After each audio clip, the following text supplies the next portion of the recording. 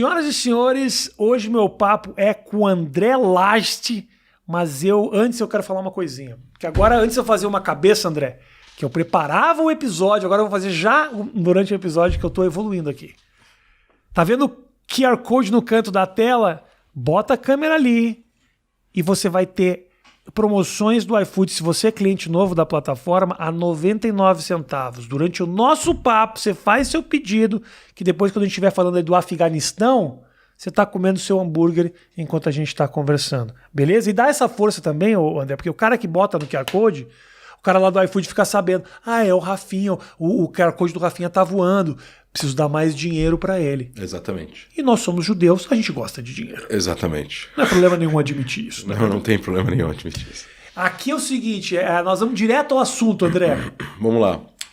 Primeiro, obrigado pela tua presença. Obrigado você pelo convite. Que isso, meu irmão. Muito obrigado. Não fui eu que convidei, foi você que se ofereceu. Eu me ofereci várias vezes. O que não tem problema nenhum, porque depois que eu pesquisei, falei, o papo é legal, então vamos nessa. Ótimo. O André, ele é cientista político, e cientista político faz o quê, André? Transforma a política em ciência. Política em ciência. Tenta, pelo menos, explicar de forma científica a política. Ok.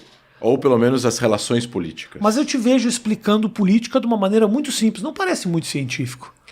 Não necessariamente científica tem que ser difícil de entender. Científico na forma no que diz respeito à forma técnica de como você explica. Né? Então, assim, eu tento explicar as relações das pessoas, ou dos grupos, ou dos países no Oriente Médio de forma técnica. Isso aqui é A, isso aqui é B, isso aqui é C. Perfeito, fazendo as conexões para que a gente possa entender. Exato, porque é um emaranhado de coisas, né? Hoje, com um mundo mais globalizado, com as fronteiras morrendo cada vez mais, ou um movimento contrário, né? Com os movimentos de direita crescendo nos países, fica mais fácil ou mais difícil entender o mundo?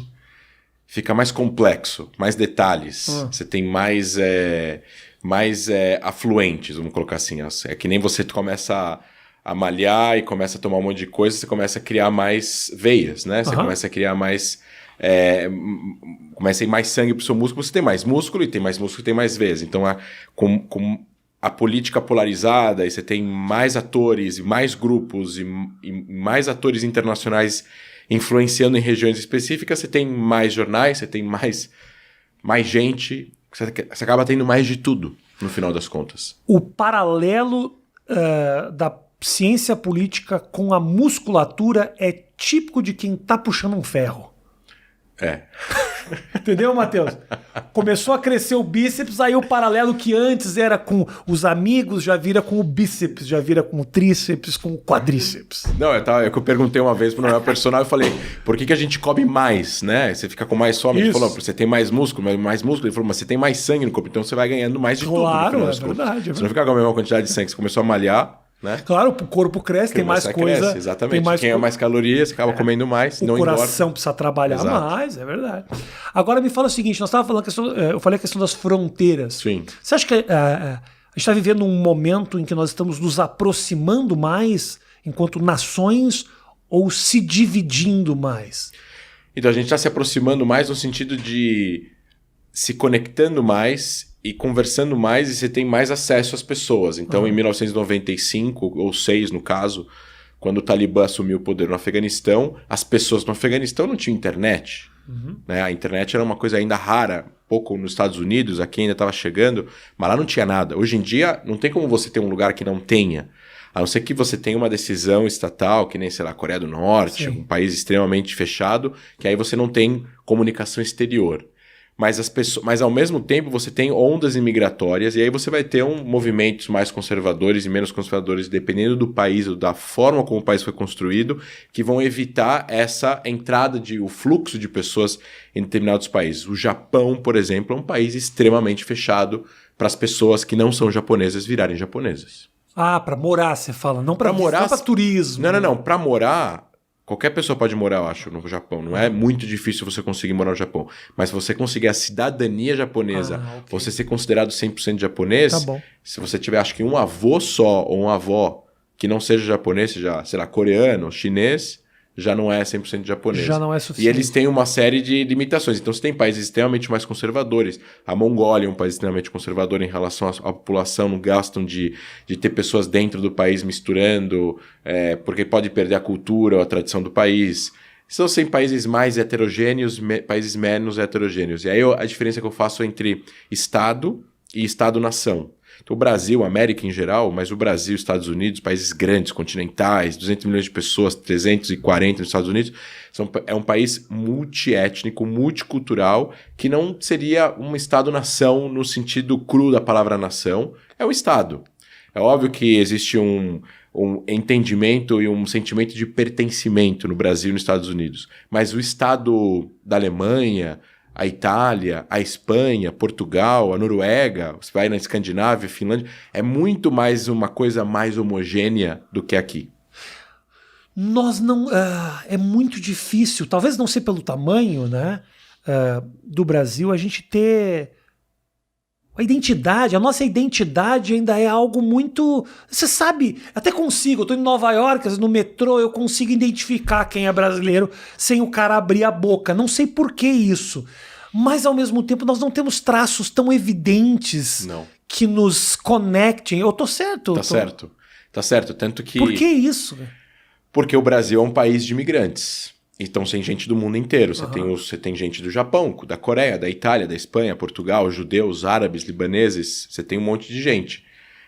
Você tem países que tiveram mais presença nessas ondas imigratórias e países que tiveram menos presença. Os Estados Unidos é mais ainda. Porque as pessoas desejavam ir mais para os Estados Unidos do que para o Brasil, né? Principalmente de 50 anos para cá. Se você fosse considerar aí de 1850 a 1920... Acho que o Brasil e os Estados Unidos estavam lá, não era pau a pau, mas existia muita imigração da Europa para cá, existia muita oportunidade no Brasil, era América, o clima aqui é muito bom, se a gente está falando de agricultura, as pessoas viviam no campo, plantavam, etc e tal, tanto aqui era bom, lá era bom.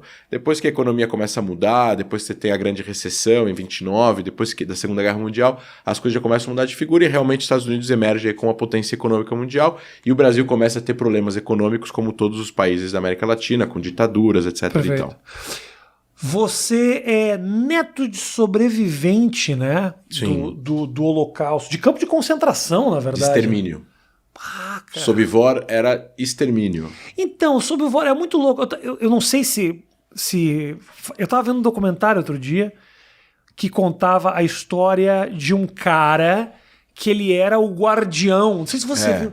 Conheço. Era esse o campo de concentração? O nome me parece muito parecido. Era esse o cara, era esse o campo. Não era o único campo. Como é que era a história? Era um cara que, a princípio, ele foi reconhecido nos Estados Unidos, um cara morador de New Jersey, assim, que estava lá e as pessoas ao redor começaram a reconhecer ele como o cara que cuidava do campo, um dos caras que cuidava do campo. Um dos seguranças do campo de concentração, depois não se provou que não era, ele acabou meio que morrendo e essa história meio ficou por isso mesmo, mas era um lugar pesadíssimo então de que veio a tua família. O meu avô, pai do meu pai, a família inteira vai para o campo, acaba se perdendo aí, ele acaba conseguindo fugir, depois ele acaba sendo dedurado por poloneses, porque o meu avô tinha uma característica fisionômica que os alemães que ocupavam a Polônia não reconheciam ele como judeu, mas os poloneses não judeus reconheciam ele como judeu porque existia uma diferença entre os judeus poloneses e os não judeus poloneses. Qual a diferença, me fala? Por exemplo, ele não era loiro, ele era moreno, ele tinha cabelo castanho escuro. E a Polônia é um país onde tem muitas pessoas mais claras, olhos claros, loiros, etc. e tal. Então, os judeus na Europa Oriental eram negros, eram pessoas mais escuras, eram pessoas que tinham pele mais escura, etc. e tal. Rússia, você está falando? Rússia. Por exemplo, o sobrenome Schwarzman, o que significa? O meu é Oxman, é daí. Homem negro. Schwarzman é homem negro, porque existe toda uma questão de identificação. E aí, porque você tem ondas migratórias anteriores a essa, Desculpa te interromper, meu Oxman, sabe o que significa? Oxman, alguma coisa homem. Homem lindo. Você jura? Não, eu acabei de inventar. Mas Oxman é verdade.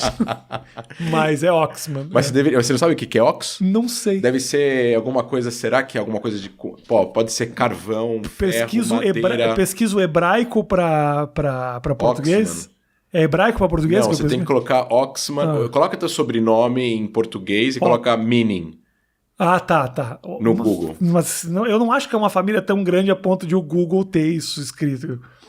Oxman, meaning. Tem aqui. Jewish genealogia da Argentina. Porque na Argentina eu tenho muito mais. A única família que eu tenho mesmo, assim, é em Córdoba. Córdoba tem muito Oxman, eu sei disso. É o único lugar que tem. Fala o seguinte. Não sei o que. Não. Tá dizendo que Oxman. Desconhecido. Religião, depois eu vou pesquisar para você. Eu tenho uns livros que tem sobrenomes judaicos, eu te mando. Eu não sei o que significa. Oxman. Eu não sei. É que eu uso bastos, então as pessoas nem desconfiam que tem o judeu. Oxman, genealogia. Eu interrompi o nosso papo para falar de mim. Desculpa, gente.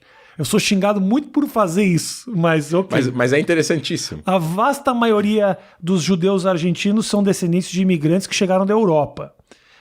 Esses Ashkenazes, imigrantes judeus Ashkenazes, de uma pequena parte da Polônia, Lituânia, Rússia, Alemanha, Romênia e Ucrânia. Deixaram para trás judeus relativos. Mas não fala o significado, não. Não, fala de onde veio. E é verdade, veio daqui mesmo. O mesmo lugar que veio o meu avô. Meus avós. E aí ele foi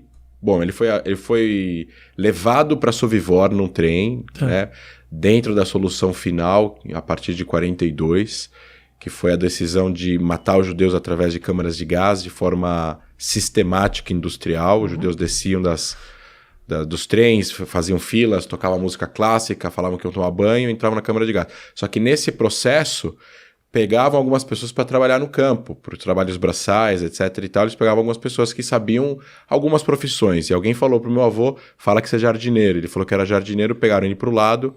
O campo de Sobibor era constituído de 3 partes, sendo que a parte onde queimavam judeus, as pessoas que já estavam na parte 1 ou 2 não tinham acesso à parte 3, tirando algumas pessoas. E você não via o trem chegar. Então, o meu avô foi para a parte 1 e, bom, ele foi... Segundo o que ele conta em um vídeo que o Steven Spielberg fez todo um... Na década de 90, ele tem uma fundação de memória do Holocausto. Sim. Uhum. E ele levou toda a equipe de filmagem para várias casas onde haviam judeus sobreviventes para filmar eles contando os relatos, para poder gravar isso, porque um dia de amanhã, daqui a 10, 15 anos, não vai ter nenhum sobrevivente vivo, né? Faz 70 e poucos anos. Então, quem nasceu já tem 70 e poucos anos. Sim. Quem era bebê na época e tal. Então, e meu avô falou que era jardineiro e botaram ele para misturar as cinzas dos mortos, que eram queimados nos fornos, com a terra. Como adubo. Mais ou menos isso. E aí teve uma revolta em Sobibor. Chegou prisioneiros russos que tinham experiência de guerra do Exército Vermelho. Enfim, eles montaram um plano de matar em um espaço de poucos minutos entre uma pessoa e outra, os 11 ou 12 oficiais da SS que mandavam no campo. Então, um estava no almoxerifado, um estava onde estavam as botas, outro estava onde cuidava dos uniformes, outro estava em não sei aonde, e aí tinha um judeu sempre trabalhando em todos esses lugares. Então, por exemplo, a bota do alemão lá rasgou, ele ia lá e o judeu lá, que era escravo, consertava a bota do cara. Perfeito. Então, eles participaram, eles mataram os 11 oficiais. Meu avô, quando eu conheci ele em 2003, porque eu não conhecia ele veio para cá, depois ele foi para Israel, meu pai tinha 2 anos, e depois quando eu nasci, ele veio quando eu nasci, mas depois eu conheci ele com 17 anos. E ele contou que lá em Israel, quando eu conheci ele, que ele... É uma facada nas costas de um alemão. Ele contou que ele participou da revolta. E aí, enfim, os poloneses que cuidavam da segurança do campo nas entradas, ficavam nos postos de vigia, eles perderam mais ou menos a noção do que estava acontecendo, porque começou a rebelar, um monte de gente querendo forçar o portão e tudo mais, e os soldados da Alemanha todos mortos, né, os caras da SS. E aí realmente romperam a porta da frente, o portão da frente, e muita gente fugiu, umas 300 pessoas fugiram. 300 pessoas, cara. E, bom, foram alvejados, a maioria morreu, 56 eu acho que sobreviveram. Meu avô é um deles. E aí ele ficou enterrado na neve, se escondeu, aí ele foi para uma fazenda, e encontraram ele, enterraram ele na metade do corpo, ele conseguiu sobreviver. Aí ele foi para a Itália, ficou com pneumonia, quase morreu no hospital, e aí a Cruz Vermelha emitiu um passaporte para ele conseguiu pegar um navio e foi para o Brasil. Aí ele conheceu minha avó. Conheceu, na verdade, o meu bisavô. História fodida, né, cara? Que acaba de maneira mais trágica, vindo pro Brasil. Bom, se ele não tivesse vindo, eu não tava aqui, né? Eu sei. Graças a Deus ele veio, né? Aí ele conheceu meu bisavô, pai da minha avó. Isso era que ano, cara? Isso foi em 45, 46, então ainda 44, uma coisa assim, 45. Final da guerra ele tava chegando aqui. Aí ele conheceu meu bisavô, meu bisavô tinha uma fábrica de gravatas no Bom Retiro, bem clichê judeu da época, né? E aí ele falou, quero ser seu sócio. Ele falou, casa com a minha filha. Porque minha filha tá solteira e tal, que você tava se conhecendo, minha avó era linda. E Judia? Judia. Raríssimo isso, hein? Não, tem muitas judias bonitas. Tô brincando. Aí ele... Não cruzei com muitos, mas obviamente que tem. Obviamente. Aí ele... Vai pra Israel pra você ver. Tá, não, Israel. Vai pra um bar eu fui. Eu fui a Israel. Eu joguei uma macabíada em Israel. Opa, então. As mulheres lindas. Maravilhosas. Com armas. Com armas, armadas. Mulheres que servindo ao exército. Isso. Lindas e armadas, assim. Um negócio... De uniforme. De uniforme, cara. É. E aí, enfim, aí eles casaram e aí, bom, nasceu minha tia, meu pai, meu tio, e aí eles se separaram, meu avô, bom, passou pela guerra, não era uma pessoa, vamos colocar assim, 100% cabeça. Sim. E aí ele separou e foi para Israel quando meu pai tinha, acho que 11 anos, que era meio raro naquela época. Em 66, meu avô foi para Israel, e lá ele casou de novo, não teve mais filhos, a esposa faleceu, ele casou pela terceira vez, 70 e poucos anos, e aí ele faleceu em 2005. Então, agora, minha parte do meu pai, da parte da minha avó, eles chegaram antes da guerra. Também da Polônia, também do sul da Polônia, mas chegaram antes. Da mesma região. Da mesma região, mas conseguiram, já identificaram lá, estava tendo uma onda migratória e fugiram, chegaram aqui sem passar por campo. 26, 27 chegaram aqui. Sem passar por nada, não tinha nem... E como é que isso moldou a tua história, assim? Profissional, você é um cara que estuda isso, a gente vai falar ainda sobre os conflitos e tudo mais, mas... Eu acho que eu cresci escutando que meu avô sobreviveu ao Holocausto. Meus pais... Minha mãe nasceu na Argentina, família judia argentina de La Plata. Meu avô russo, minha avó argentina, uma família polonesa. Meus avós passaram pela Argentina também. Então, aí minha mãe, com 20 e poucos anos, não quero mais ficar na casa dos meus pais, foi para Israel. Meu pai... foi para Israel. Se conheceram em Jerusalém, na Universidade Hebraica de Jerusalém. Que legal. Em 76. Namoraram, decidiram voltar para o Brasil depois de 1 ano e meio. Casaram na Argentina, em 79, mas vieram morar aqui porque a ditadura aqui era menos forte do que na Argentina. Então a vida aqui era um pouco mais normal para o que poderia existir de normal naquela época do que na Argentina. E aí eu nasci aqui. Então, assim, meu pai falava hebraico com a minha mãe, a gente não entendia nada. Até eu começar a entender, eles pararam. Sim. Escola judaica, tradicional. E aí, em 91, a gente foi para Israel. Logo depois da inflação, Collor, etc e tal. Fomos todo mundo para Israel em 91. Não deu certo, fomos para Argentina. Não deu certo, voltamos para cá. E aí, sempre aquela coisa. Casa judaica tradicional, ninguém muito religioso, mas escola judaica, eu e meu irmão. E aí, enfim, então toda essa história do meu avô morava lá, e obviamente a história do povo judeu, da história do Holocausto, e enfim, começa nos anos 2000, começa a era da internet, eu começo a ficar um pouco mais maduro e começa a intifada, que é aquele levante palestino contra Israel, que eram os atentados suicidas, em cafés, em ônibus, e era capa do jornal todos os dias. Sim. Capa de jornal. E eu começo a ler, começo a me interessar, começo a falar, E aí começo a ver coisas escritas, a forma como eram escritas, às vezes algum jornal... final dos anos 90 ali. E aí começava a ver grupo militante palestino. Eu falava, poxa, mas por que militante? Aí teve 11 de setembro. Aí falava, Al-Qaeda, grupo terrorista. Eu falava, qual a diferença entre a Al-Qaeda, que jogou um avião no World Trade Center, pro Hamas, que joga um cara com uma bomba numa discoteca e mata 30? O número de mortes, mas você mede intenção por número de mortes? Qual é a diferença? Por que um é militante e o outro é terrorista? Enfim, comecei a me interessar pelo assunto. E aí eu fui para Israel em 2003, fazer um projeto fazer segundo colegial em português num projeto de brasileiros que tinha lá perto de Tel Aviv. E era 2013, ainda estava rolando a segunda intifada, tanto que a gente não podia ir para Jerusalém de vez em quando, não podia pegar ônibus às vezes. E aí eu voltei, e bom, aquele sentimento de pertencimento, de querer ir para lá, de querer estudar isso, de querer poder trabalhar com isso depois, já começou a ser nutrido ano após ano.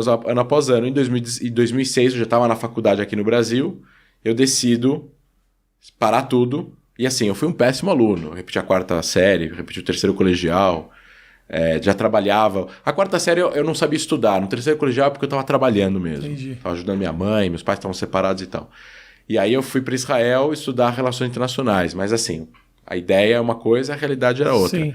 Aí eu cheguei, fui trabalhar em restaurante, não sabia hebraico, então assim... A realidade em Israel é assim, legal, bacana, todo mundo aqui, Estado judeu e tal, mas você é brasileiro, né? Você é imigrante num país de primeiro mundo. Então, normalmente, imigrantes em país de primeiro mundo vão trabalhar com coisas braçais. Aí fui lá eu trabalhar em coisas braçais. Limpei balada. Balada. Você pôde aproveitar também a balada? Né? No dia que eu tava Antes trabalhando, de limpar? Antes de limpar? Não.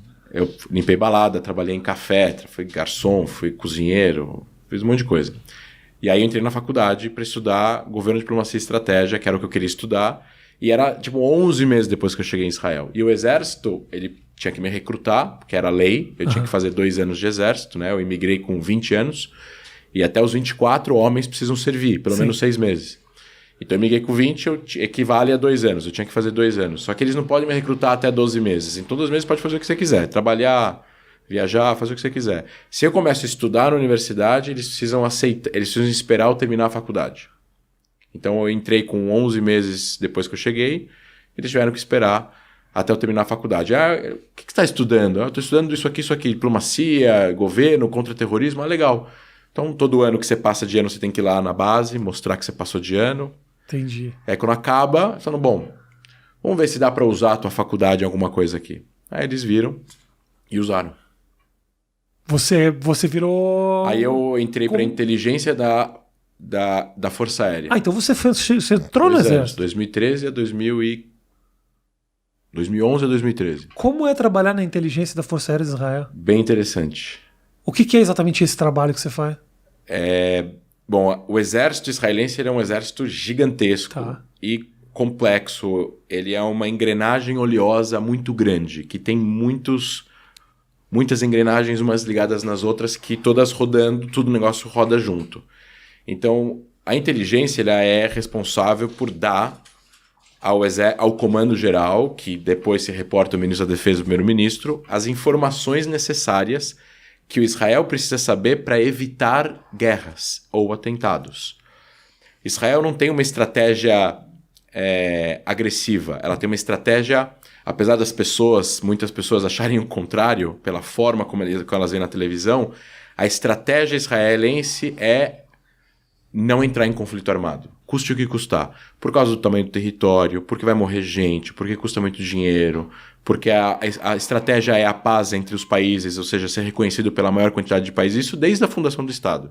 Só que a tática de Israel ela é ofensiva, ou seja, a porrada é forte. O que significa isso? Se for forçado a entrar num conflito, o mais rápido possível esse conflito precisa terminar. E para o conflito terminar o mais rápido possível, você precisa desnortear o outro lado. E para você desnortear o outro lado, você precisa dar uma porrada muito forte para ele rapidamente querer chegar já num cessar-fogo. Perfeito. Agora... E a inteligência ela é responsável por dar as informações. Vai ter guerra, não vai ter guerra. E se tiver guerra, aonde são os alvos? Você quer dizer que então a impressão que é uma impressão comum de que Israel é bélico pra caramba e vai pro conflito e gosta de uma treta é uma impressão equivocada que você tem? Ele sabe entrar em tretas, mas ele não gosta de entrar em tretas. Perfeito. E se você fosse colocar no jargão que você usou, é mais ou menos isso. A estratégia é defensiva, a tática é ofensiva. É tipo o lutador de MMA na balada. Ele vai evitar a briga até o último momento, porque ele sabe que ele pode fazer estrago. Exatamente. Mas quando ele entra, o segurança tem que sair da frente. Exatamente. Entendi, perfeito. Exatamente. Você acha que a impressão, a leitura que o mundo tem de Israel, ela é equivocada? Porque o Israel também não faz o melhor dos marketings Não. possível também, né? Não. A impressão que o mundo tem de Israel também é um pouco de culpa da maneira que Israel se vende. Mas qual país que tem uma situação bélica complexa sabe fazer esse tipo de propaganda ou marketing? Eu acho que os Estados Unidos fazem um bom trabalho. Mas não na guerra, eles Não, fazem sim. no resto. Isso. É Hollywood, é Nova York, Isso. é Miami. Mas o aquela coisa Hollywood toda. acaba falando um pouco desses temas. Mas não é uma coisa não leva a outra. Não é que o cara de Hollywood decide fazer mais um filme pra poder salvar a pele da imagem do soldado americano que fez merda. Não. É uma coisa que acaba acontecendo por causa do show. Sim. E é um país muito grande. Eu acho que o fato, assim, exércitos não sabem fazer marketing. Exércitos sabem lutar guerras e defender territórios, né? Uhum. Então, assim, o que existe é toda uma ideia em volta do que é Israel. E no meio disso você tem muitas coisas complexas. A história do país, a Guerra Fria, as intenções, os interesses americanos e soviéticos na região durante os primeiros 50 anos do país. Então, assim, agradar os árabes ao máximo para eles não ficarem bravos com os americanos, mas ao mesmo tempo manter uma posição de estratégia no Oriente Médio, puxando os países da região para, enfim, terem relações com os Estados Unidos. Ao mesmo tempo, aceitar a ideia de que é uma justiça histórica que Israel, como Estado do povo judeu, possa existir, independentemente de ser a favor também que os palestinos tenham o seu Estado. Mas como o problema já começa lá de trás, com os refugiados e com a massa de manobra que os refugiados palestinos foram nas mãos dos países árabes, tudo isso fica muito complexo depois. Então aí você entra com a mídia, você entra com os interesses soviéticos, você entra com as resoluções da ONU, com as organizações multilaterais, e aí acaba o que acontecendo. Nos países democráticos, onde você tem uma imprensa livre, é normal a imprensa, de uma certa forma, tentar dar mais foco para o mais vulnerável. No caso, os árabes. Ou para o mais fraco. Se você colocar os árabes, eles não são mais fracos, eles são mais fortes. E no início, 48, a Guerra de 56, a Guerra dos 6 Dias, 67, a Guerra de Yom Kippur, os árabes eram mais fortes. Eles tinham mais armas, mais soldados, mais dinheiro, mais território, mais tudo.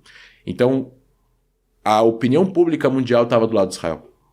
Quando isso muda, e a guerra árabe-israelense termina, porque Israel vence todas essas guerras, e aí faz a paz com o Egito, e aí a guerra passa a ser assimétrica, que é grupos militantes assimétricos contra Israel, aí esses grupos têm menos força que Israel. E aí Israel vai usar o seu hardware, que seria tanques e aviões, ou softwares, inteligência, contra grupos que não têm esse tipo de coisa. Sim. E isso é que não se mais conversam muitas vezes. Né? Exato. E aí a mídia, obviamente, vai ter uma dificuldade de trazer. Porque se a mídia fala, não, na dificuldade de atingir alvos do Hamas, Israel acaba atingindo os civis. Isso é uma forma correta de colocar. Mas na hora que você coloca Israel mira em civis, isso já não é verdade. E dá para mostrar que não é verdade. Mas ao mesmo tempo as pessoas veem na televisão que morrem 10 pessoas em Israel e 100 pessoas em Gaza. E muitas pessoas leigas falam, bom, morreram 100 pessoas em Gaza, 10 em Israel, Israel culpado. E não é bem assim, você não mede culpados por número de mortos. Morreram mais alemães do que ingleses na Segunda Guerra Mundial e os alemães eram culpados. Perfeito. A briga ela é territorial? Não, a briga é conceitual. Se a briga fosse territorial, como aconteceu em outros lugares do mundo... Desculpa só te interromper, mas é o seguinte... A própria gênese do conflito ela é questionável, ela abre a discussões, né? Porque é muito simples explicar o territorial. É o seguinte, é a nossa terra prometida, isso aqui é nosso. Eu acho que eu não gosto da explicação teológica. Sim. Não, pode até não gostar, mas ela é de simples compreensão. Sim, por isso. Mas ela não é. Ela é de simples compreensão, mas ela não é simplesmente aceita. Tá porque bom. ela é teológica. Sim. Então é um dogma, ou você acredita ou não. Isso. Só que se você explicar de forma objetiva, politicamente falando, a gente está falando de dois povos que têm aspirações nacionais pelo mesmo território. Porém, não é sempre assim. A aspiração árabe não era fazer um país árabe na Palestina, na região da Palestina que engloba o que é Israel, Gaza, Cisjordânia e toda a Jordânia, que é o nome de uma região que vem de filisteus, que não tem nada a ver com os árabes, que a gente estaria voltando 2 mil anos atrás, que é um povo que tem origem grega. Mas, enfim, a gente está falando de um uma ideia que surgiu lá no século XIX, que na verdade ela foi rejeitada pelas nações árabes, muito mais forte do que eles queriam fundar uma nação árabe. Então a gente tinha aqui um grupo de pessoas nacionais, os judeus, que é um povo, querendo estabelecer um Estado, e um outro grupo que estava mais interessado em impedir essa independência do que fundar uma. E isso gerou uma guerra. Gerou uma guerra de um grupo interno e de um grupo externo contra essa ideia de independência, que gerou uma guerra de independência que eles achavam que iam ganhar e eles perderam. E toda a história que surge depois disso não era por estabelecimento de um Estado ao lado de Israel, e sim um Estado no lugar de Israel, mas principalmente pela destruição de Israel. E Israel conseguiu sobreviver a essas invertidas. E acaba gerando toda uma situação de refugiados, tudo isso. Mas no conflito, como então... O conceito é o seguinte, quando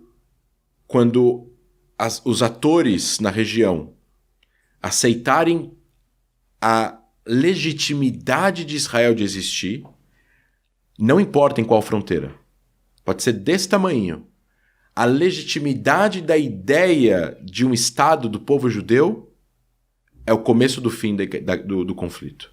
Porque aí vai ser, sim, territorial, o que vai acontecer com Jerusalém, para onde vão os refugiados, etc, etc.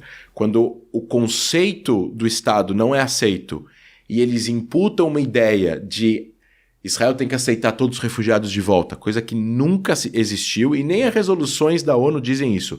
Eles manipularam parágrafos da Resolução 94 de 49 para falar que os palestinos têm o tal dito direito de retorno. Isso não existe juridicamente falando, porque nunca existiu.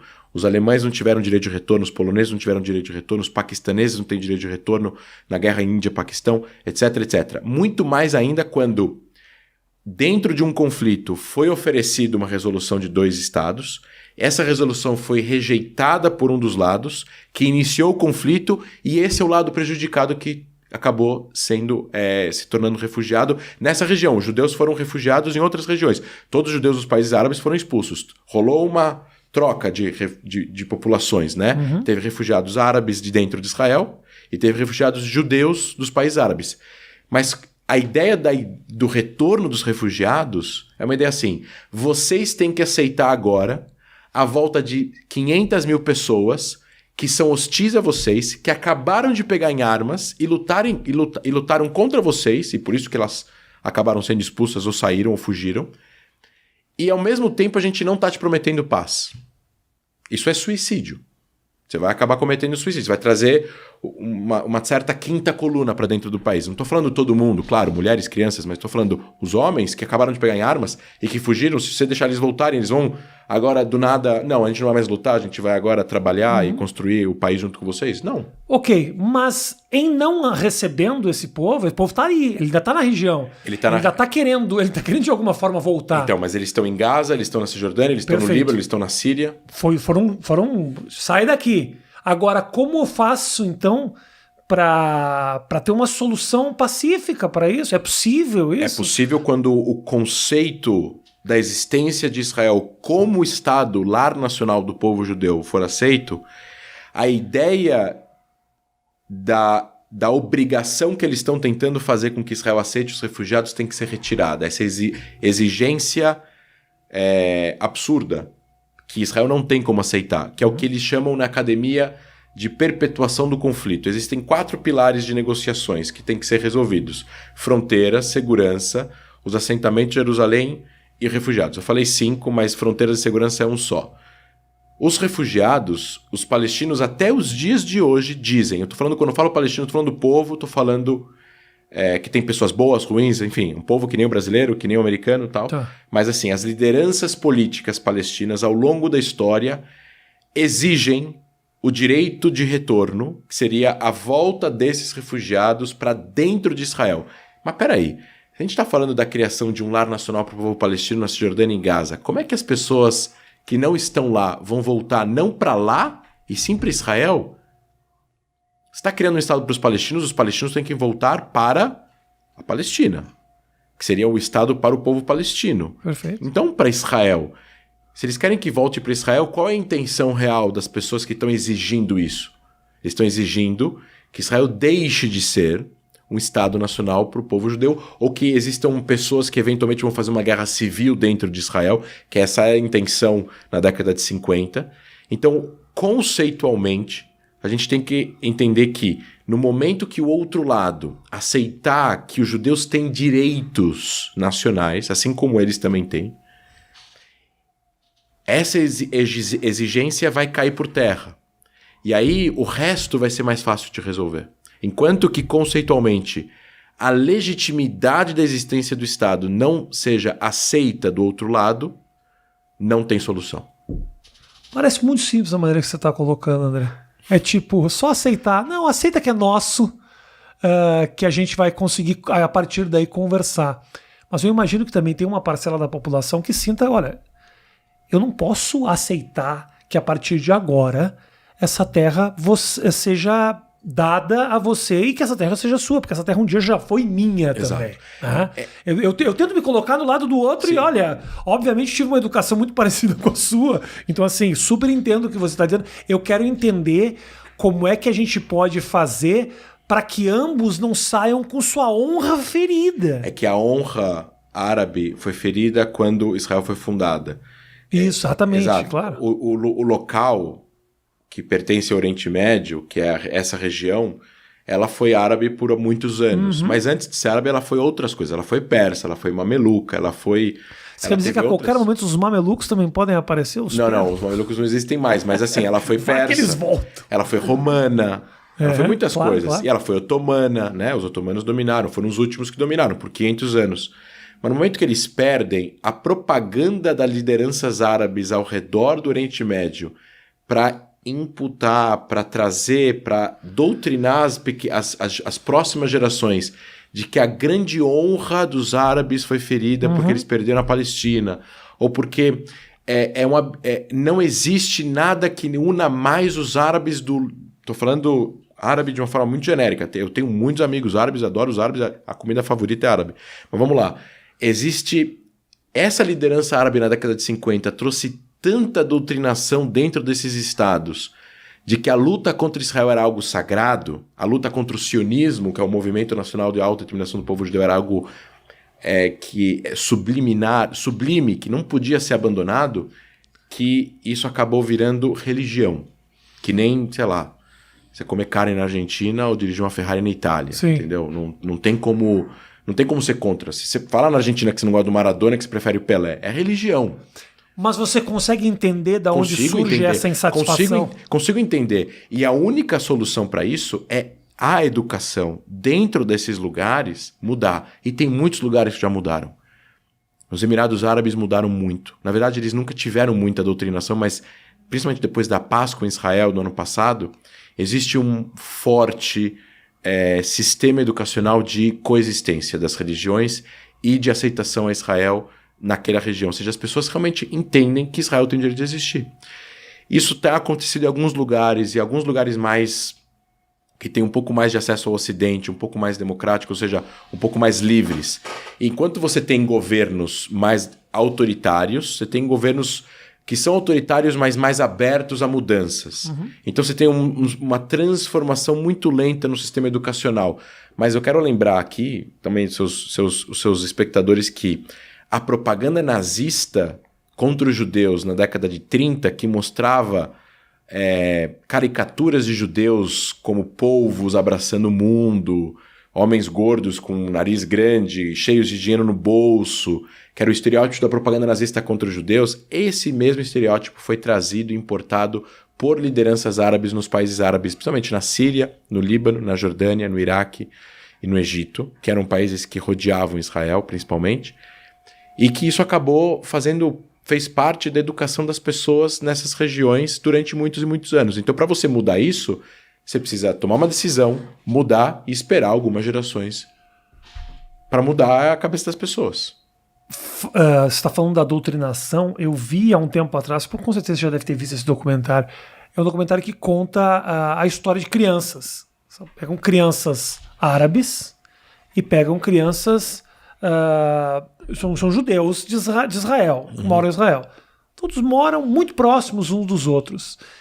E a princípio eles não têm essa informação de que o árabe é o inimigo e o outro não tem informação de que o judeu é o inimigo. E botam eles pra brincar. E brincam, e jogam futebol e ficam amigos, e você vê aquilo e você fala, caralho, velho. Quer dizer, se eles não têm informação nenhuma, tá tudo bem. Eles coabitam, eles lógico, brincam, e é tudo maravilhoso, e jogam futebol, um fica com saudade do outro, puta, e aí como é que vai ser agora, que vai voltar pra Israel, o outro vai pra... Passa um tempo, e eles vão entender, então, finalmente, como é que... O que aconteceu com essas crianças depois de um tempo? Depois da doutrina, né, chegar. Depois da informação chegar. Nunca mais falaram na vida. Pois é. Nunca mais falaram na vida. Os judeus entraram no exército. Não achavam os árabes... Não tinham ódio contra os árabes. O árabe ficou extremamente frustrado. Óbvio. Frustrado porque ele queria sair daquele lugar... Não aceitou, desde essa experiência que ele teve, ele não aceitou a doutrina de que eles são os inimigos, se mudou, inclusive, foi morar nos Estados Unidos, acabou não... Então os dois entraram nos seus modus operandi, um foi pro exército, provavelmente não considerava inimigo, mas se tiver que num conflito matar, vai matar, e o outro fugiu porque falou, isso aqui não serve pra mim. Mas a pureza de você mostrar que cara, a ignorância ou o desconhecimento, ele uniu, né? E é tudo herança histórica. E é foda você viver com todas essas amarras que a história trouxe, porque a história dura para ambos os lados. Então, mas a gente tem que imaginar que... A gente tem que ser otimista no sentido que a história não é estática. Não é uma coisa congelada que não tem como mudar. Então o mundo vai progredindo e vai tendo as suas mudanças e transformações, e as pessoas vão tendo as suas mudanças e transformações. A Europa lutou 1000 anos de guerras. 1000 anos. Morreram milhões de pessoas. Só na Primeira e Segunda Guerra Mundial morreram 70 milhões de pessoas. A França e a Alemanha se odiavam por centenas e centenas e centenas de anos. E, de repente, teve uma Segunda Guerra Mundial e acabou. Então, nosso amigo Reni fala sobre a exaustão da guerra, né? Teve tanta gente que morreu e tanta coisa que aconteceu na Europa que acabou, não tinha mais como lutar. Isso talvez não tenha acontecido ainda no Oriente Médio, porque se você pegar os números das baixas, é muito pequeno, perto de outras guerras. Eu estou falando especificamente do conflito árabe-israelense e, em específico, mais ainda, do palestino-israelense. Morreram 30 mil israelenses e 60, 70 mil palestinos ou árabes palestinos desde 1860. Isso morre a cada 2 anos na Síria, entendeu? No Iraque morreu... Covid do Brasil matou 5 vezes mais. Então, agora na Europa morreram 50 milhões de pessoas em 6 anos, né, na Segunda Guerra Mundial. Então, ainda está em transformação. Talvez daqui a muitos anos vai existir uma tendência no Oriente Médio de que Israel é um parceiro desses países. E isso está já começando. Você teve Emirados, teve Marrocos, tem Sudão, daqui a pouco teve o Bahrein, daqui a pouco tem a Arábia Saudita, daqui a pouco tem o Kuwait. Esses países estão se abrindo um pouco mais, com todos os horrores que é o governo desses países ditatoriais, principalmente a Arábia Saudita, que é um país super totalitário, religioso, monárquico, conservadoríssimo sobre a religião. A mulher já pode dirigir, até poucos anos atrás não podia. Estão abrindo, tem cinema, não tinha cinema. Então, assim, está devagarzinho abrindo para o Ocidente. E eu acho que essa tendência vai ajudar essas populações a entenderem que Israel é um fato consumado. As pessoas não precisam se amar de paixão, Sim. Mas eu acho que podem conviver no primeiro momento, e quando eu falo primeiro momento, estou falando de 3, 4, 5 gerações, de uma forma sem beligerância. Só que para isso precisa ter vontade política. Os líderes da velha guarda, isso é uma tese de doutorado a propósito. Eu acho que as lideranças árabes da velha guarda, eu falo a liderança palestina principalmente, da OLP, da Organização para a Libertação da Palestina, que foram morar em Amman, depois foram para Beirute, depois foram para Tunísia, depois vieram para Gaza, uma coisa meio acampamento o tempo todo. A causa virou mais importante do que o objetivo da causa. Como se atingir o objetivo é muito importante, mas eles estão tão viciados na causa que se o objetivo for conquistado, a causa acaba.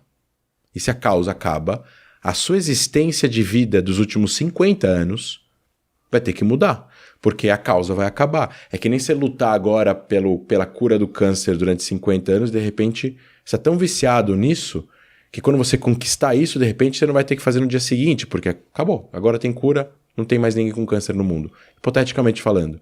Então, essas pessoas estão tão viciadas na causa que algumas delas não querem que a causa acabe. Então elas perpetuam o conflito. Fora que elas têm as regalias, eles já têm um governo autônomo, eles ganham salários astronômicos, tem muita corrupção, não tem nenhuma supervisão sobre eles no governamental da Autoridade Nacional Palestina.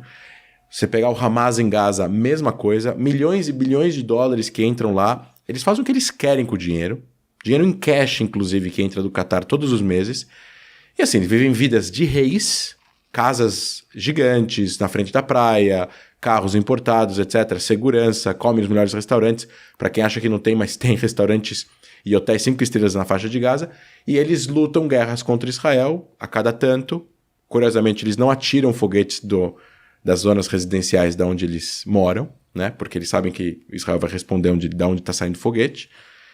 E é isso, eles acabam usando a população e acabam perpetuando o conflito. Então, mas quando essas pessoas morrerem, esses caras de 70, 80 anos de idade, o presidente palestino tem 86 anos, acho, 87, vai vir outra geração, e outra geração, e outra geração. E são pessoas já que talvez estão mais acostumados com os israelenses, trabalharam em Israel, falam hebraico, já não vem um objetivo perpetuar a causa e eventualmente vão acabar cedendo. Entendi.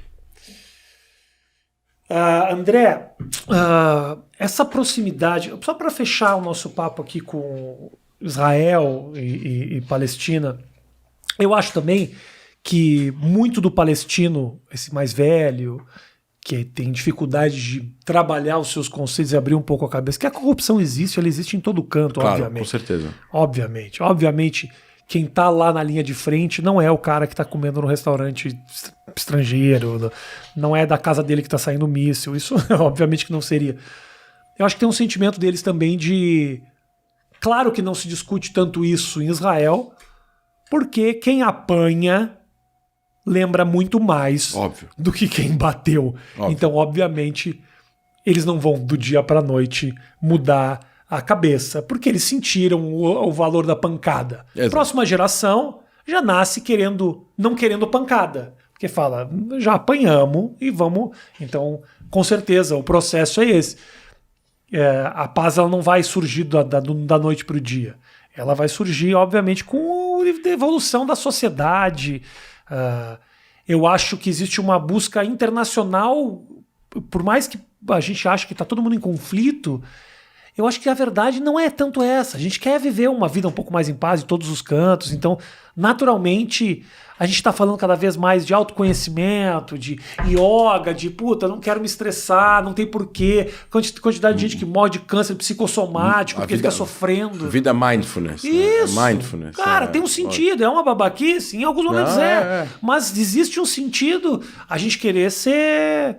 Feliz, basicamente é isso. Feliz. Então eu acho que... Não, acho que a maioria dos palestinos tem interesse de trabalhar, ganhar dinheiro, comprar os mantimentos que eles necessitam para viver. E viver uma boa vida. E, obviamente, esse também é o sentimento de Israel, é que Israel já existe. Então, o sentimento do israelense ele é diferente. A vida dos palestinos está muito mais intrínseca no conflito, infelizmente, do que a vida dos israelenses, que já é um país rico. Claro, não tem terra. O palestino não tem... Aí fica... Não, ele tem. Tem mas ele tem limitações, claro, certo? Claro. E ele depende, principalmente em Gaza, ele depende do Hamas, ele depende de Israel para muita coisa, ele não tem como sair na hora que ele quer e tal, e não tem um desenvolvimento econômico que tem no seu vizinho. Agora, Israel tem que fazer uma política que eles chamam de cenoura e bastão com o Hamas, né? Ou com a autoridade palestina, porque ao mesmo tempo não tem com quem conversar, a não ser eles, e você precisa responder quando precisa responder, porque qualquer governo responderia, e ao mesmo tempo você precisa ajudar a melhorar a vida das pessoas lá dentro, porque quanto mais não próspero for Gaza, pior é para Israel. Ou seja, Israel tem um interesse... Claro. O interesse nacional israelense, inclusive o interesse nacional de segurança de Israel, é que Gaza vire uma Dubai. Esse é o interesse nacional israelense. As pessoas podem não acreditar, mas quanto mais desenvolvimento econômico for Gaza, melhor é para Israel, porque os principais parceiros econômicos, para você ter uma ideia, os palestinos na Cisjordânia compram de Israel 4 vezes mais em valor do que o Brasil compra de Israel. Então, E isso é interesse de Israel e dos palestinos. Eles estão um do lado do outro, tá tudo lá. É uma coisa muito próxima.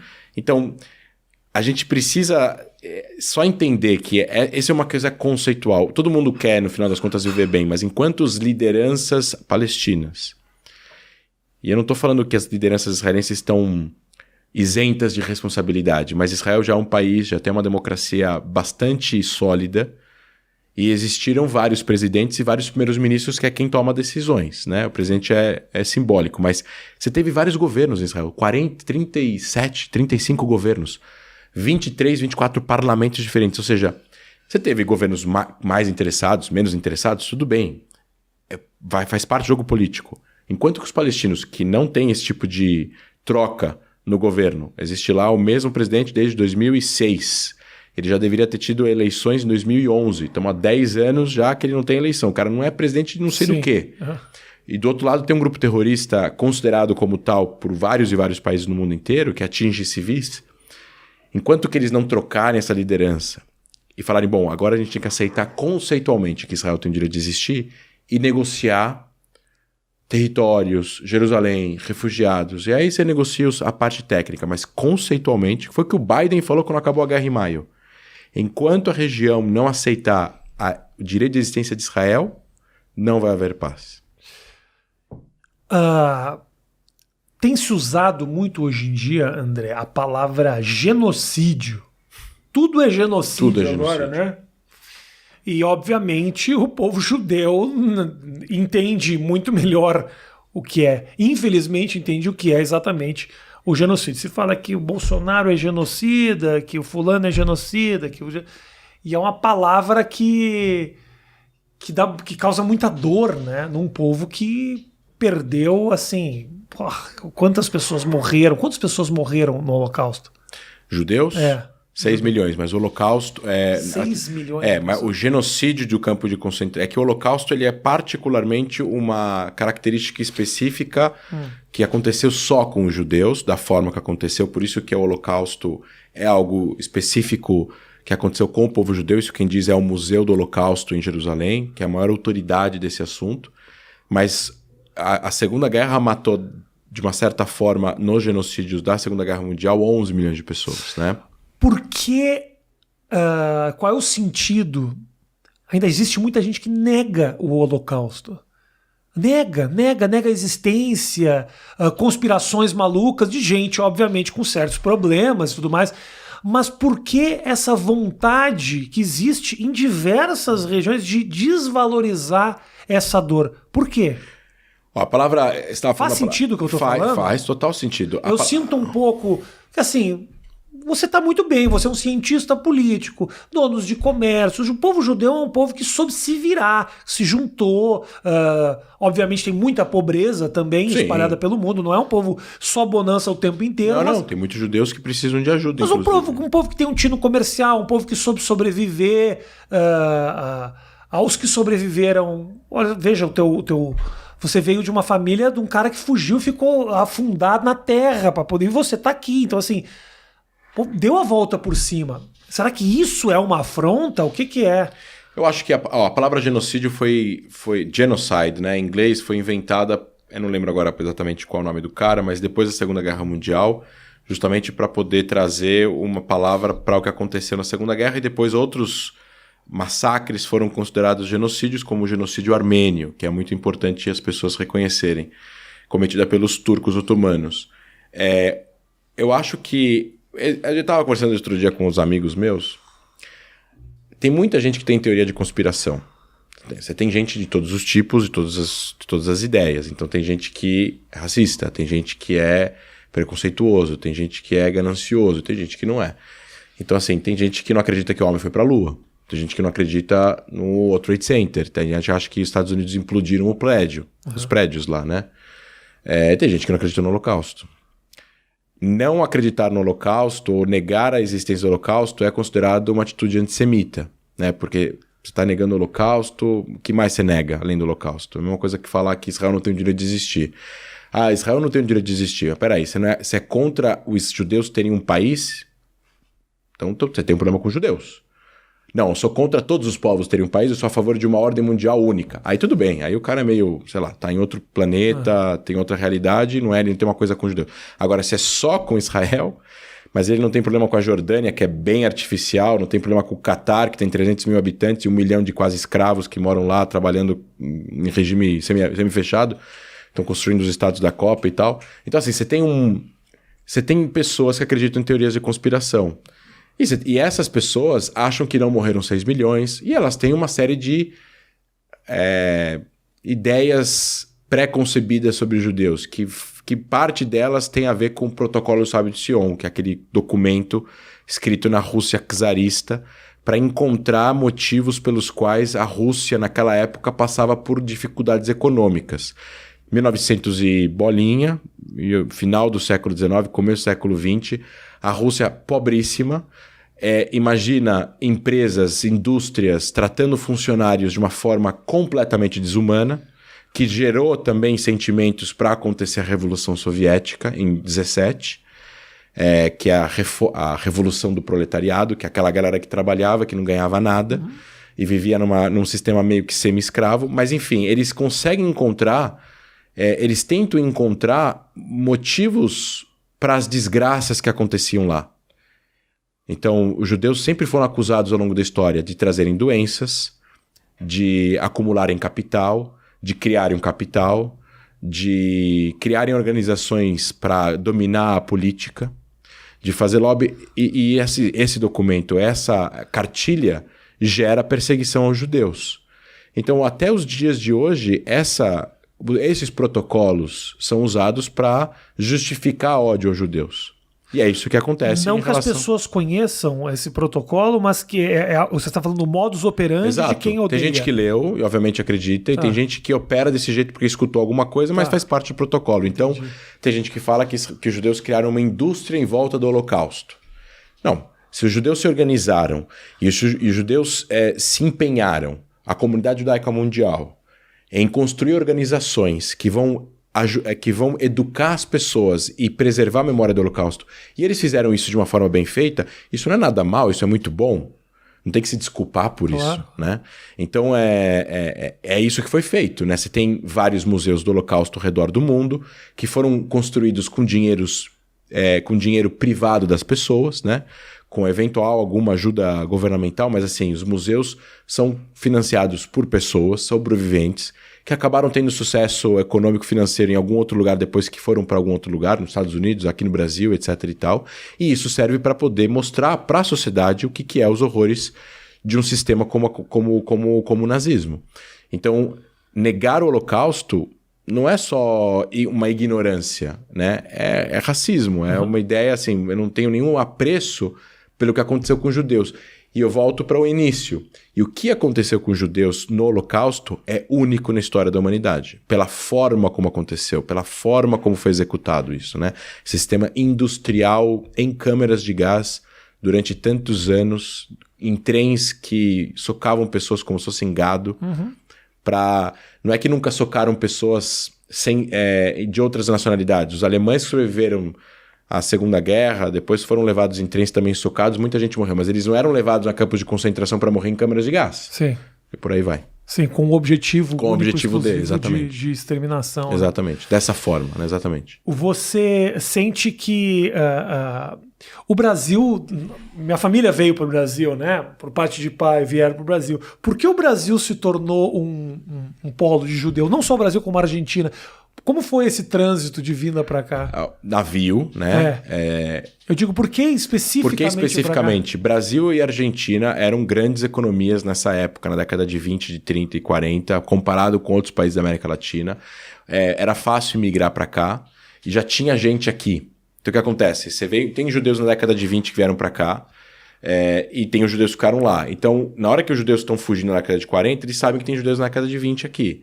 Então, da mesma forma que foram para os Estados Unidos, foram para cá. Entendi. E foram para a Argentina. Especificamente a Argentina, que é importante colocar isso. Em 29 ou 27, um pouco antes ou depois da recessão, a Argentina era a segunda ou terceira economia do mundo. Deu uma pioradinha, né? Deu uma pioradinha. Eu acho que era a segunda ou terceira economia. Se não foi nessa época, a Argentina era a segunda ou terceira economia no começo do século. Tá. Mas era um país riquíssimo, com pouca gente, vasto território e extremamente bom para a agricultura, porque é plano. Por isso que era rico? Já foi... Pela agricultura? Pela agricultura, pela sociedade, era muito pouca gente para um país muito grande. Uhum. Pela indústria que eles construíram, uma indústria com uma base técnica europeia. Então, a indústria argentina na década de 50 e 60 era muito superior à do Brasil.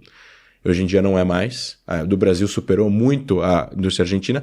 Mas você vai para Buenos Aires, faz um teste, né? Vai para Buenos Aires, vê o prédio que fica lá em Buenos Aires, aquele mármore, aquele ferro, a maçaneta da porta, as campainhas para se interfonar para as casas, né? Tudo uma coisa dourada, velha pra caramba. Tá inteiro. Compara essa qualidade que tem 70, 80 anos com a qualidade daqui. Agora, hoje em dia, a indústria brasileira já é bem mais avançada tecnologicamente e a Argentina tem problemas econômicos por N motivos que a gente não vai entrar nesse... Um outro podcast a gente entra, mas não nesse. Então, assim, foram para lá. Portanto, que na Argentina tem 220 mil judeus. O Brasil é a 10ª maior comunidade judaica do mundo. E a Argentina, Israel, Estados Unidos, França... Inglaterra, Canadá e Argentina. A Argentina é a 5ª ou 6ª maior do mundo. Sim, sim. Virou uma opção... É louco, né? Porque eu sempre pensei isso, com o que aconteceu para o trânsito vir para... Na verdade, o povo judeu se espalhou para o mundo inteiro, fugiu para todos os cantos. Exato. Né? Mas aí você tem... O mais impressionante desses números é a Alemanha, 120 mil judeus. Só em Berlim, 20 mil israelenses moram. É uma das maiores comunidades judaicas da Europa. Mas isso é o quê? Quase que um statement, assim, tipo, olha... Era zero? Sim mesmo. Vamos ocupar, vamos. Então... Era zero, né? Quando acabou a Segunda Guerra Mundial. Sim. Muita gente... E assim, eu não sei, eu ainda tenho Eu tenho sentimentos conflituosos, né? Porque assim, sei lá, eu tenho um carro alemão, a gente tem coisas que a Alemanha é super boa em várias coisas, né? Vários produtos que eles fabricam e tal, não sei o quê, mas no final das contas você fala, sei lá. O 7-1 doeu mais em você do que em todo mundo. O 7-1 doeu. Que é o povo alemão destruindo o brasileiro. Não, eu vou te falar uma coisa. Eu sou brasileiro. 7-1? Imagina o povo judeu no Brasil. Eu vou te fazer uma pergunta. Meu Deus. Nada contra a Alemanha, tá, pessoal? Adoro a Alemanha, mas vamos lá. Joga Alemanha e Argentina. Pra quem você torce? Mas sempre eu vou torcer pra Argentina. Então, mas há muitos brasileiros torcem pra Alemanha, porque a Argentina jogando contra... Você quer que a Argentina perca de 8-0. Isso. Eu vou torcer pra Argentina. Eu torceria pra Argentina, mas eu tenho uma certa... Eu sou do Sul, eu sou gaúcho. Tenho uma certa simpatia pela Argentina, que é até meio cuzona do gaúcho, porque o povo gaúcho tem na Argentina, né? Sim. Gaúcho, que são as pessoas que cuidam das estâncias, do campo, dos pampas. É a mesma terra. Então eu torceria por isso. Eu não pensei pela minha rejeição aos alemães. Então, mas eu entendo. Não, mas é complicado, né? Mas eles também fizeram um belo trabalho de reconhecimento das desgraças. Obviamente nunca vai pagar essa conta, mas assim, eles não deixam de falar sobre o assunto, eles têm os museus, eles ensinam o que foi o Holocausto para as novas gerações para que isso não possa acontecer. Então eles fizeram o tema de casa bonitinho. Fizeram, fizeram super bem. Mas assim, no final das contas, às vezes Você tá andando lá na rua e você vê uma pessoa e de repente você fica imaginando que o avô ou bisavô dela tava lá lutando por Hitler. Isso é um pouco... Entendi. Entendeu? Então assim, o que aconteceu uma vez, eu te conto essa história... Carrega um rancorzão.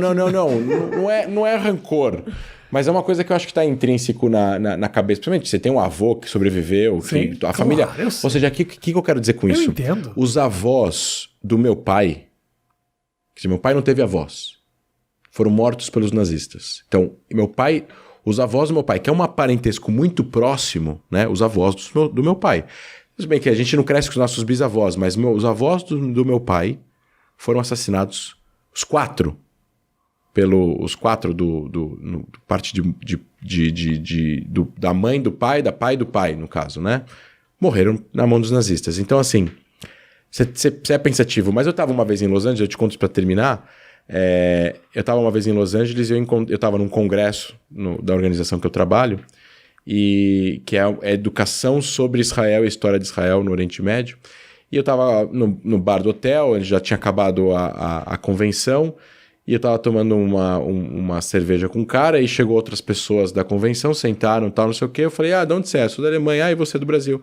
Aí eu estava conversando com ele e falei, vem cá, como judeu alemão, como é que você se sente em relação, por exemplo, a torcer para a Alemanha na Copa, em relação... Porque assim, você tem judeus alemães, como é que eles se sentem? Porque você tem judeus alemães hoje que nasceram na Alemanha. E aí, tem Copa do Mundo, você torce para a Alemanha, mas e a Alemanha da Segunda Guerra com a Alemanha de hoje? Como é que você faz essa... E assim, como é que você faz essa mudança? Assim, para brasileiro é fácil, para argentino é fácil, porque a gente não... o Brasil e a Argentina não fizeram nada contra os judeus, mas a Alemanha fez. Ele falou, não, mas eu não sou judeu. Eu falei, como assim você não é judeu? Como é que se chama? Tobi? Ué, eu não sou judeu. Tibone, ele chamava. E aí ele falou, eu falei, mas como assim? Aí eu fiquei meio... Prendi a respiração, eu falei, então, o que você está fazendo aqui? Porque a maior parte das pessoas eram judias e tal. Ele falou, não, eu vim aqui porque eu trabalho numa organização que educa sobre Israel na Alemanha, porque eu estou corrigindo os erros que a minha família fez. Eu falei, que erros sua família fez? Ele falou, meu avô foi do exército de Hitler. E você, obviamente, tirou uma faca e enfiou no pescoço dele. Não, eu levantei, dei um abraço nele e chorei.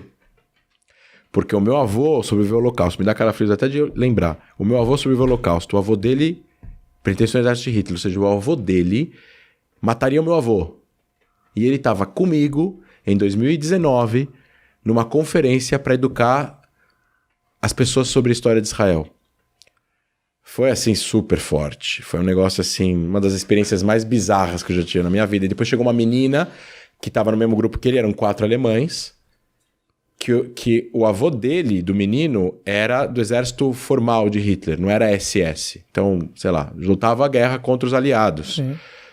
Podia ser um tanquista, etc e tal. Talvez nem estava sabendo muito o que estava acontecendo em relação aos judeus, mas não importa, a ideologia já tinha sido implementada. O avô da menina foi da SS. Os 2 avós dela foram da SS de Hitler. Então, assim, depois eu contei isso para a CEO da organização, tinha 1000 pessoas no auditório, ela puxou a gente para o palco e falou, olha, eu vou contar uma história aqui que vocês vão ficar impressionados. Eu falei para ela, Ross, que ela chama Ross, eu falei, você sabia que os 4 alemães que estão aqui na conferência? Ela, eu vi que tem 4 alemães, quem são? Eu falei, eles são netos de ex-nazistas. E eles estão aqui porque eles querem corrigir a história da família.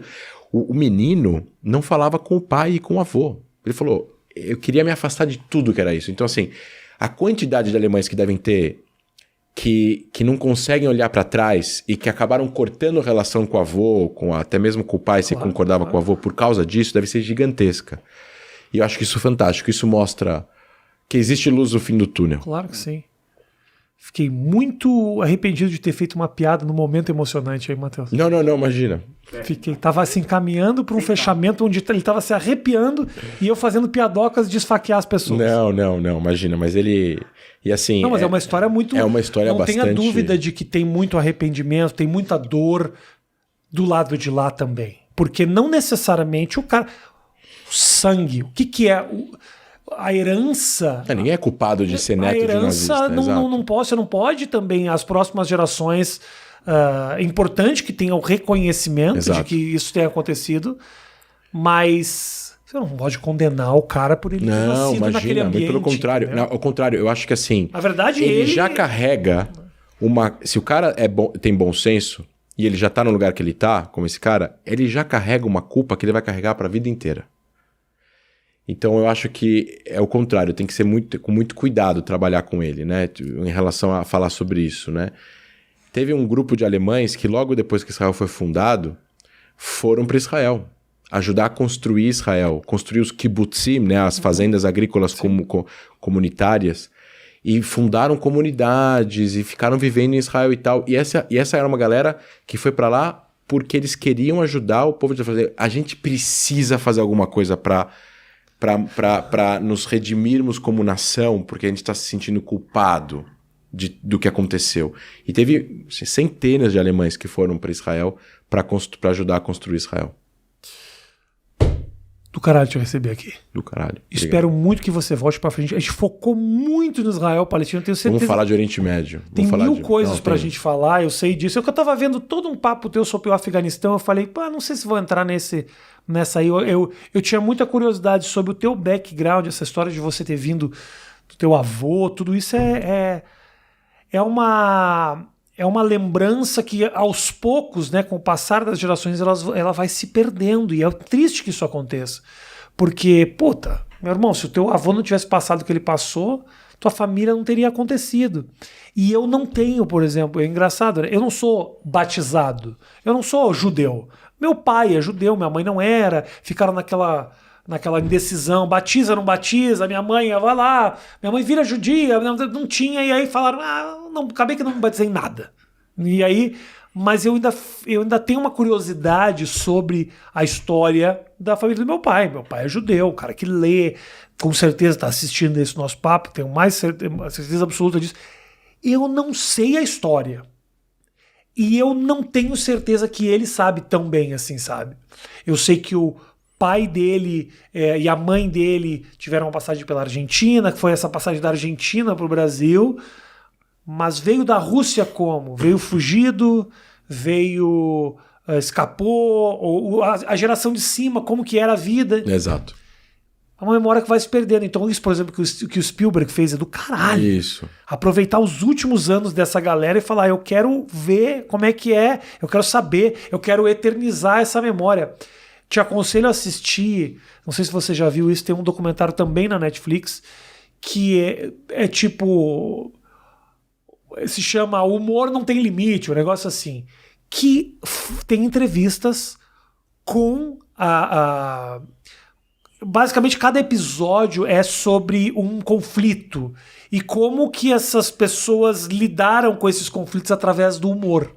Porque diz que tinha muito humor dentro dos campos de concentração. Tinha como não ter. Apesar daquela desgraça toda, eles mesmos estavam rindo, eles conseguiam fazer piada, para poder sobreviver. E tem um documentário muito legal que tem com a Sarah Silverman e tal, que conta essa história de como lá dentro foi um sopro de conforto, assim, sabe? Muito foda. Tudo isso deve ser muito muito pesado, cara. As imagens todas. Eu fui no museu, eu fui para Israel, joguei uma Macabíada em Israel. Macabíada, para quem não sabe, é as Olimpíadas dos judeus. Do povo judeu, E é o segundo maior evento esportivo do mundo. Eu joguei uma Macabíada. Número de pessoas, né? E é uma Olimpíada do povo judeu. E eu tive a oportunidade de ir para Israel. E eu realmente, assim, o meu conhecimento é muito pequeno, né? Porque eu não tive educação... li poucos livros na minha vida. Sou uma pessoa limitada. Não, André, apesar do bom papo, sou uma pessoa limitada. Eu engano muito bem. Obrigado pela humildade. Eu engano muito bem. Mas lá eu tive a oportunidade de conhecer muita coisa. E ver o Muro das Lamentações, o que aquilo tudo significava. Massadas, que era aqueles lugares... Massada, né? De onde o povo... Como é que é a história Massada? Que eles recebiam de cima de uma colina, eles viam os barcos chegando. Quando os romanos destroem Jerusalém... Isso. Eles mudam os nomes da Judéia, né? Judéia, judeus. Eles mudam os nomes para Síria, Palestina, né? A terra dos filisteus, para humilhar os judeus. E daí que vem... Palestina, né? E aí teve a galera que sobreviveu e foge para Massada, que é uma montanha do lado do Mar Morto. E eles montam lá uma comunidade, eles resistem anos até os romanos conseguirem chegar no topo. Exato. E eles fazem não é um suicídio coletivo, mas existe um sorteio que o historiador das antigas, né, o historiador da Idade Média, Flávio Joséfus, que era um historiador da época, quando descobrem Massada, fala assim, eles fizeram um sorteio, as pessoas foram matando umas às outras até que o último se suicidou. Mas teve pessoas que se esconderam, acabaram sobrevivendo e contaram a história depois e tal. Então, mas era uma história super forte, né? Massada foi uma resistência judaica depois que os romanos conquistam Jerusalém. Então, ter esse papo todo aqui com você e conhecer um pouco mais da história foi do caralho. Obrigado. Obrigado, André. Obrigado. Até uma próxima. Obrigado pelo convite. Você tem teu canal no YouTube, não tem? Eu tenho... Não. Faz um teu comercial aí. Meu comercial. O Instagram é @AndréLaist, LAJST, tudo junto. O Twitter também. O Facebook também. O YouTube também tem André Laist, mas ainda não tá pronto ainda. Erro teu. Grande cagada da sua. Precisa fazer. Eu sei, não. Já tá encabeçados os projetos do YouTube. Boa.